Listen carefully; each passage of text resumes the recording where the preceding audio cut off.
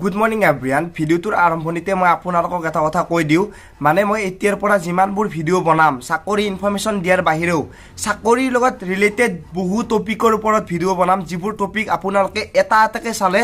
গোটেই আপোনালোকৰ চাকৰি লাইফটো মানে ক'ত এপ্লাই কৰিব কেনেকৈ এপ্লাই কৰিব এপ্লাই কৰিলে আপোনালোকৰ কেনেকুৱা ধৰণৰ প্ৰব্লেম হ'ব পাৰে বা এপ্লাই হোৱাৰ পিছত ইন্টাৰভিউত আপোনালোকৰ কি হ'ব পাৰে হে সকলো ডিটেইলছ আপোনালোকে ভিডিঅ'বোৰত পাব মানে যিবোৰে নতুনকৈ এপ্লাই কৰিব তেওঁলোকৰটো সুবিধা হ'ব আৰু যিবোৰে মানে এবাৰ হাৰি গৈছে তেওঁলোকে কেনেকৈ নিজে নিজে আকৌ গ্ৰো কৰিব নিজে নিজে আকৌ কেনেকৈ মানে আকৌ এপ্লাই কৰিব চেষ্টা কৰিব হে সকলোবোৰ ডিটেইলছ ভিডিঅ'ত মই বনাই যাম এটা এটাকে আপোনালোকে সম্পূৰ্ণ গোটেই ভিডিঅ'টো চাই থাকিব মানে মোৰ চেনেলটো চাই থাকিব তেতিয়া গম পাই যাব আজিৰ টপিকটো হৈছে অসম পুলিচৰ এবি আৰু ইউবিত ফেল কৰা ল'ৰাখিনিৰ বাবে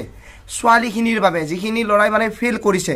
বিশেষকৈ প্ৰথমবাৰ যিবোৰ ইন্টাৰভিউ হৈছিলে প্ৰায় অসমৰ বেছিভাগ ল'ৰা ছোৱালীৰে হৈ গৈছিলে কিছুমানৰে হোৱা নাছিলে যিবোৰ ল'ৰা ছোৱালী ফেল কৰিছে মানে যিবোৰ ল'ৰা ছোৱালী ৰানিঙত বেয়া হৈছে তেওঁলোকৰ ক্ষেত্ৰত এই ভিডিঅ'টো বনোৱা হৈছে প্ৰথম আপোনালোকে এটা কথা জানি লওক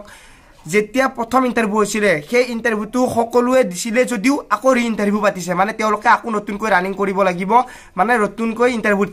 দিব লাগিব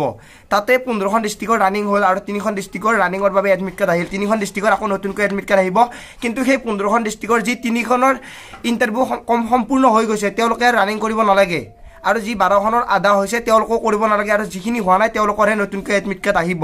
এতিয়া কথাটো হ'ল যিখিনি ফেল কৰিছে মানে প্ৰথম ইন্টাৰভিউ দিয়াবাৰ ফেল কৰাখিনিতো দিবই তেওঁলোকে যদি এতিয়াও চেষ্টা কৰা নাই তেনেহ'লে মই আপোনালোকক কৈ দিওঁ ইয়াতে দুটা টাইপৰ ল'ৰা আছে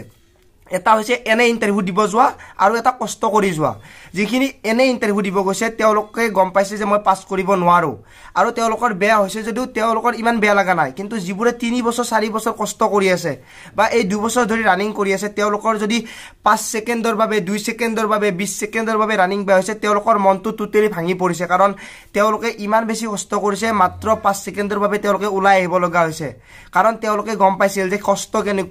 কেনেকুৱা কষ্ট হৈছিল গতিকে তেওঁলোকক কৈছো যদি আপোনালোকে ৰানিংত বেয়া কৰিছে তেনেহলে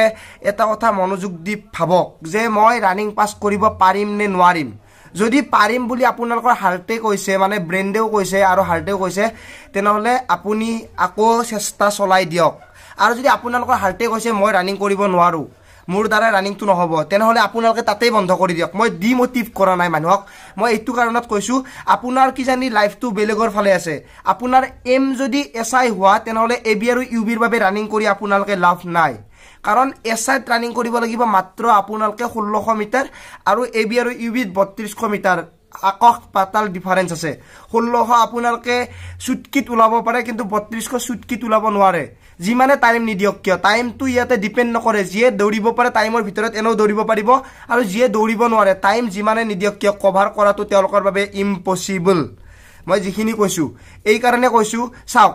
মানুহৰ মাইন্ড দুটা সেটত ভাগ হৈ থাকে এটাই ভাবি থাকে পজিটিভ এটা নেগেটিভ যে নেগেটিভ মাইন্ডত দৌৰি থাকে তেওঁ ভাবিব যে মই টাইমত নুখুমাম আৰু তেওঁ টাইমত নুখুমায়ে কাৰণ তেওঁলোকৰ অটোমেটিক্যালি স্লো হৈ যাব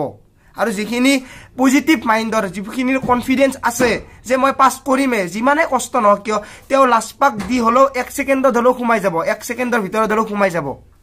গতিকে আপুনি ডিসিশনটো চেঞ্জ কৰক এই কাৰণে চেঞ্জ কৰিব দিছো চাওক আপুনি বা মই মাত্ৰ 20 বছৰৰ এজন ল'ৰা বা ছোৱালী তাতকে কাৰো বেছি হোৱা নাই হয়তো 21 বছৰ বা 22 বছৰ হ'ব পাৰে আপোনালোকৰ লাইফত আৰু বেলেগ এটা এম লোৱা ৰাস্তা আছে যদি ধৰি লৈছো আপোনাৰ 35 ইয়াৰ্স হৈ গৈছে তেতিয়া হলে আৰু এইটো চাকৰি আশা বাদে দিয়ক মানে আপুনি বিজনেস লাইনতে হক বা চাকৰি মাথাটো মই এৰিব এই কাৰণে কৈছো কাৰণ চাকৰি কেতিয়া পায় কোনে পায় কোনো নাজানে আৰু কপালত আছে যদি লাষ্টৰ পাৰ্সেন্টেজটো এনো হ'ব কাৰণ আপুনি পুৰা 100% দি থৈছে এতিয়া আহিল আমাৰ দৰে যিখিনি ল'ৰা ছোৱালী আছে চাওক আমাৰ বাবে এটা ৰাস্তা নহয় দুটা ৰাস্তা আছে যদি আপুনি এই টাইমটো খুমাই গৈছে চাকৰিত তেনেহলে আপুনি খুমাই গৈছে আপোনাৰ ডাইৰেক্ট কপাল ফুলিল আৰু যিখিনি খুমোৱা নাই তেওঁলোকৰ হাতত এটা ৰাস্তা আছে সেইটো হৈছে এডুকেশ্যন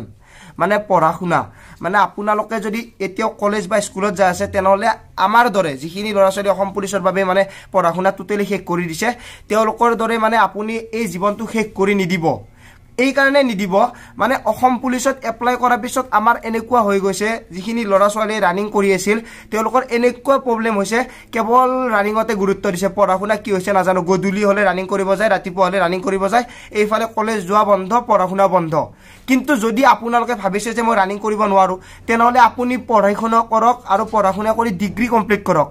ডিগ্ৰীটো কমপ্লিট কৰি আপুনি এছআইৰ বাবে এনেকৈ প্ৰিপেয়াৰ কৰক জানে আপুনি গমে পাইছে কাৰণ এবি আৰু ইউবিৰ বাবে ৰানিং যেহেতু আপোনালোকৰ 80% কমপ্লিট হৈছে আপুনি 100% কমপ্লিট কৰিব পাৰিব এছআইত আৰু এছআইটো আপোনালোকৰ বাবে ৰানিংটো বহুত ইজি হ'ব কিন্তু ইম্পৰ্টেন্ট হ'ল ডিগ্ৰী কাৰণ ডিগ্ৰী নহলে এছআইত আপোনালোকে এপ্লাই কৰিব নোৱাৰে এনেকুৱা নহয় যে এছআইৰ পদ নোলাবই ওলাবই প্ৰতি বছৰে নোলালেও আপোনালোকে 2 বছৰৰ মূৰত এনেকুৱা ধৰণৰ অপৰচুনিটি এটা পাব যত আপোনালোকে এপ্লাই কৰিব পাৰিব এইটো সুবিধা আপোনালোকে যদি হেৰাব বিচাৰিছে তেনেহলে আপোনাৰ লাইফটো টোটালি বৰবাদ হ'ব এবি আৰু ইউবি টো নহব কাৰণ 32 কো আপোনালোকৰ কমপ্লিট নহয় আৰু যিখিনি মানে ডিগ্ৰী নাই তেওঁলোকৰ এছআৰ বাবেও লাইফটো বৰবাদ মানে এছআৰটো এপ্লাই কৰিব নোৱাৰে মানে এইফালেও নহয় সেইফালেও নহয় সেই কাৰণে কৈছো এটাই ডিসিশন লওক আপুনি কৰিব পাৰিব নে নোৱাৰে যদি কৰিব পাৰে তেনেহলে আপুনি লাগিয়ে থাকক যদি নোৱাৰে সেইটো ডিসিশন চেঞ্জ কৰি আপোনালোকে আৰু এটা ডিসিশন লওক যত নেকি আপোনাৰ সুবিধা হয় মানে আপুনি এম ৰাখক এটা সেই এমটোৰ প্ৰতি আপোনালোকে যিমান পাৰে সেইটোতে লাগি থাকক কিন্তু সেই এমটোৰ ফলনিও আপুনি এটা লাইফত এনেকুৱা এটা ৰাস্তা ৰাখক যে মই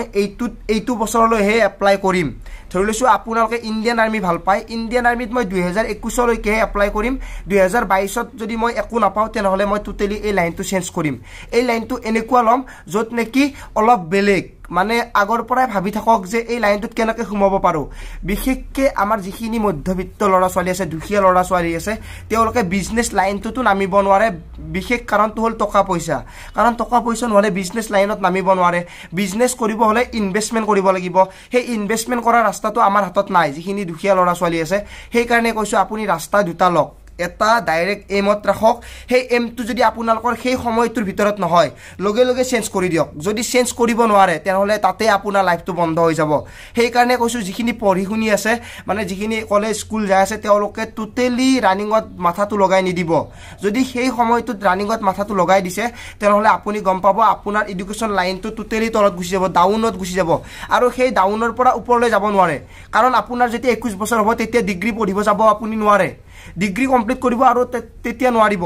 তেতিয়া গলে আপোনাৰ নিজৰে প্ৰবলেম হ'ব কাৰণ এনেকুৱা প্ৰবলেম কাৰ কেনেকৈ হয় কি জানে কাৰণ 21 বছৰ হোৱাৰ পিছত আপুনি ৰানিংও কৰিব নোৱাৰে আৰু এইফালে এডুকেশ্যনো কমপ্লিট কৰিব নোৱাৰে সেই কাৰণে সময় থাকোতে আপুনি সেই কামটোত গুৰুত্ব দিয়ক যিটো কামৰ পৰা আপোনাৰ লাভ হ'ব ফিউচাৰ লাভ হ'ব এনেকৈ বহুতে ভাবি থাকে যে ৰানিং কৰিলে মোৰ লাভ আছে মই এবি ইউবিত সোমাই যাম কিন্তু যদি সোমাব নোৱাৰে এইফালে ডিগ্ৰী কমপ্লিট নহল এছআইটো আপোনালোকৰ সপোনে হৈ থাকিল কাৰণ এছআইত আপোনালোকে ডিগ্ৰী কমপ্লিট নহলে এপ্লাই কৰিব নোৱাৰে দুটা ৰাস্তা বাছি লওক হয় এইটো লওক নহয় এইটো লওক কিন্তু এমটো আপুনি এৰি নিদিব এমটো টোটালি এৰি নিদিব কাৰণ এমটো ধে আপোনাৰ লাইফটো বৰ্তি থাকিব এইটো লৈ কি হয় কি নহয় এইটোত আপুনি